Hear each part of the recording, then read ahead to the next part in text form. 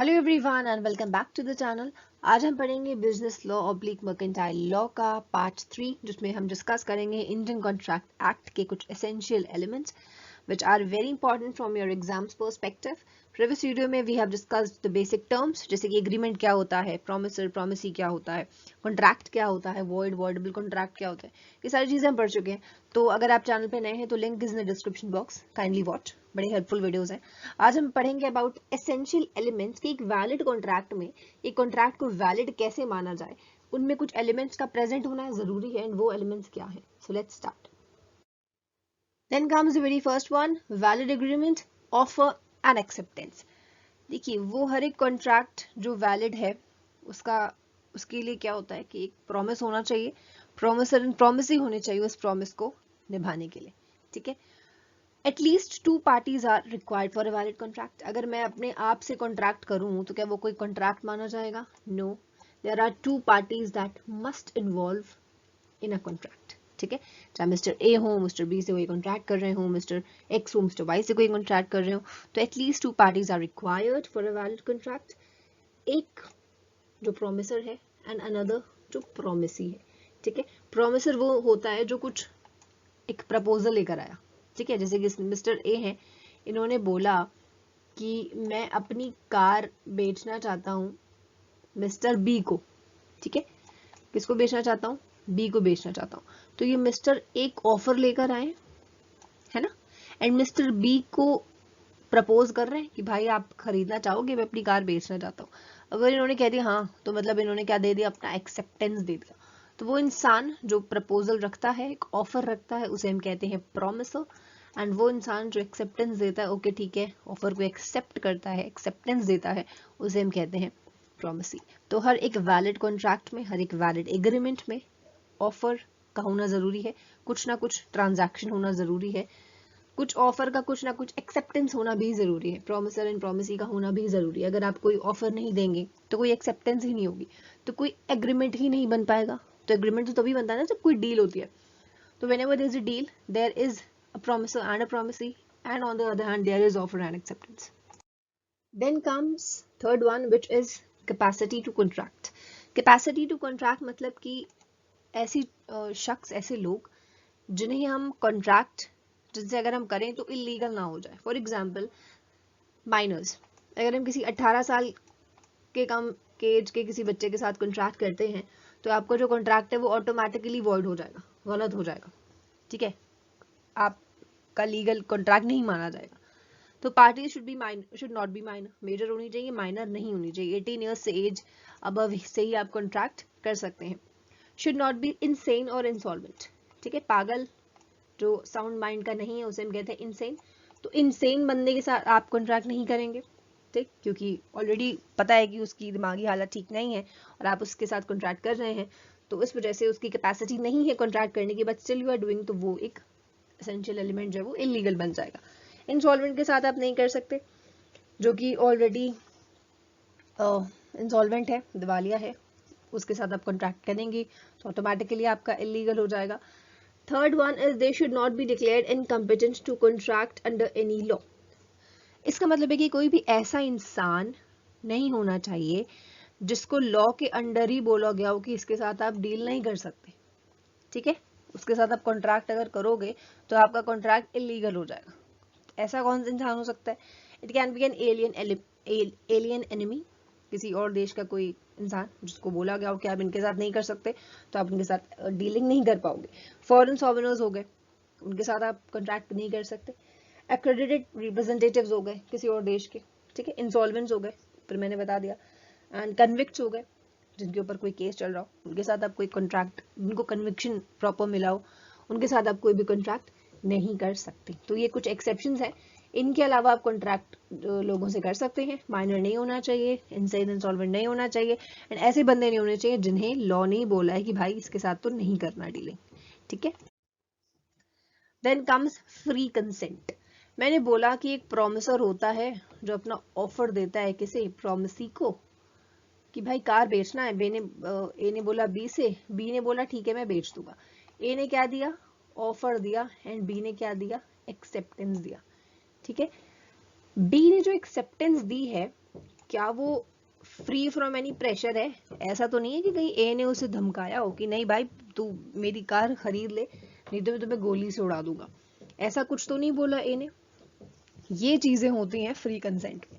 जो भी एक आप कॉन्ट्रैक्ट कर रहे हैं, जो भी आप एग्रीमेंट कर रहे हैं, that agreement should be free from any pressure, free from any fear. तो आप जो एक्सेप्टेंस दे रहे हैं वो आपकी खुद की मर्जी से है, आपके ऊपर किसी ने जोर जबरदस्ती नहीं करी। लाइक कोवर्शन। कोवर्शन क्या है? थ्रेटनिंग होती है एक तरीके की, ठीक है। अगर ए बी को थ्रेट करे कि नहीं तुमने अगर ऐसा नहीं किया तो हम ऐसा कर देंगे, तुम्हारी प्रॉपर्टी ले लेंगे, फलाना ढमाका, अगर ये सारी चीजें हुई हैं तो कोवर्शन हुआ इसका मतलब। एंड कोवर्शन के इन्फ्लुएंस में आकर बी ने बोला अच्छा ठीक है भाई तू ऐसा कुछ मत करना, मैं तेरी कार खरीद लूंगा, ठीक है। दिस कोवर्शन का केस इज थॉरली वॉइडेबल, ठीक। What is fraud? फ्रॉड क्या होता है? फ्रॉड का सीधा मतलब वही है कि फॉल्स रिप्रेजेंटेशन। इसने बोल दिया ए ने कि भाई मेरी कार तो बहुत अच्छी है, तू ले ले, एंड इसकी कार जो थी वो अंदर से बिल्कुल खटारा थी। तो उसका मतलब आपने अपनी कार को क्या किया? जानबूझकर दिखाया ना कि बड़ी अच्छी है, फॉल्सली आपने रिप्रेजेंट किया अपनी कार को, एंड इंटेंशन टू डिसीव किया। आपका इंटेंशन था कि बी को हम ठग ले, एंड बी से पैसे ले ले और अपनी खटारा कार उसको बेच दें। तो this fraud also comes under voidable, ठीक है। Then comes undue influence. इसका मतलब है जब एक पार्टी दूसरे वाले को डोमिनेट करने की कोशिश करे, इन्फ्लुएंस करने की कोशिश करे, ठीक है। When one party to contract is able to dominate the will of the other, ये आपको याद रखना है, ठीक है। अपनी पोजीशन का, अपनी रुतबे का, अगर ए का के पास कुछ रुतबा उतबा है तो उसका अगर फायदा उठा रहा है वो बी को इन्फ्लुएंस करने के लिए, that comes under undue influence, and this is also avoidable contract, ठीक है। मिस्टेक। मिस्टेक देखिए किसी को नहीं पता होता है, ना ए को पता है कि उसकी कार में कोई दिक्कत है, ना बी को पता है, ठीक। ए ने बोला भाई मेरी कार बहुत अच्छी है, बी ने कहा चल ठीक है दे दे, बट ए को खुद ही नहीं पता था कि उसकी कार का पीछे वाला जो पहिया है उसका ट्यूब बिल्कुल बेकार हो चुका है। That will come under mistake. इस वजह से इसे कहते हैं वॉइड, क्योंकि वॉइड हमें पता है, हमने अपने प्रीवियस वीडियो में पढ़ा था कि वॉइड वो होता है जिसमें दोनों के प्लेसेस पे कोई भी दिक्कत नहीं हो। तो उसे मिस्टेक वाले सिचुएशन को हम वॉइड एग्रीमेंट कहेंगे, बाकी इन तीनों को हम क्या कहेंगे? वॉइडेबल। एंड मिस रिप्रेजेंटेशन क्या होता है? मिस रिप्रेजेंटेशन का मतलब है miss statement of material fact, ठीक है। डिसीव करने का कोई मतलब नहीं है, धोखा देने का कोई इंटेंशन नहीं था, बट अगेन उसने मिस रिप्रेजेंट कर दिया कि अरे ऐसे नहीं, ऐसे दिखा दिया किसको? बी को, in order to sell his own car, तो वो आएगा अगेन वर्डेबल में। Then comes agreement not expressly declared void. Contract ऐसा होना चाहिए, वैलिड कॉन्ट्रैक्ट उसे कहा जाएगा जिसे किसी भी लॉ के अंडर वॉइड ना कहा गया हो, ठीक है, वॉइड ना कहा गया हो। वॉइड एग्रीमेंट्स क्या होता है? For that you have to watch the video जिसका लिंक डिस्क्रिप्शन बॉक्स में ऑलरेडी मेंशन है। Then comes performance. देखिए performance refers to discharge of contract, ठीक है। जो भी आपने कॉन्ट्रैक्ट बनाया है उसको अपने अपने एंड से अगर आप फुलफिल कर देते हैं, दैट रेफर्स टू परफॉर्मेंस। सबसे पहला टाइप है बाय परफॉर्मेंस। इसका सीधा मतलब वही है जो मैंने अभी आपको बताया। ए ने बोला बी से मैं तुम्हें कार बेचना चाहता हूँ, बी ने बोला ठीक है मैं पैसे में तुम्हें दे दूंगा। ए ने कार बी को दे दी एंड बी ने पैसे ए को दे दिए। इसका मतलब दोनों ने अपने अपने एंड से क्या कर दिया? अपने कॉन्ट्रैक्ट का परफॉर्मेंस कर दिया, ठीक है। Then comes by mutual agreement. इसका मतलब है कि अपने एंड से ना होकर दोनों ने अपने अपने एंड से डिसाइड कर लिया कि ठीक है पहले कार बेचने से पहले ऐसा करते हैं, बाइक को बेच देते हैं। तो इन्होंने अपने पुराने वाले एग्रीमेंट को, जो कि कार बेचने का एग्रीमेंट था, उसे ना पूरा करके या उसे ऑल्टर करके, रेमिट करके, उसे कैंसिल करके, ठीक है, कुछ दूसरा एग्रीमेंट बना लिया। तो मतलब एक दूसरे से आपस में इन्होंने पहले डिस्कशन किया, उसके बाद एग्रीमेंट बनाया, उसे कहते हैं by mutual agreement. Then comes by impossibility. Impossibility का मतलब है कि एक ऐसा कॉन्ट्रैक्ट जो कि इम्पॉसिबल एब इनिशियो है। इम्पॉसिबल एब इनिशियो मतलब इम्पॉसिबल सिंस द बिगिनिंग, शुरुआत से ही गलत है, ठीक है। ऐसे कॉन्ट्रैक्ट को हम कहेंगे उसका जो परफॉर्मेंस है वो इम्पॉसिबल है।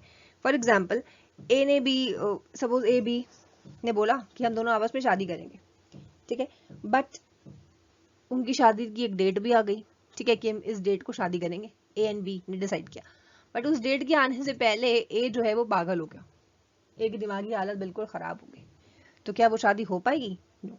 तो कॉन्ट्रैक्ट विल बिकम वॉइड, क्योंकि एक पार्टी की तरफ से वो चीज नहीं हो सकती।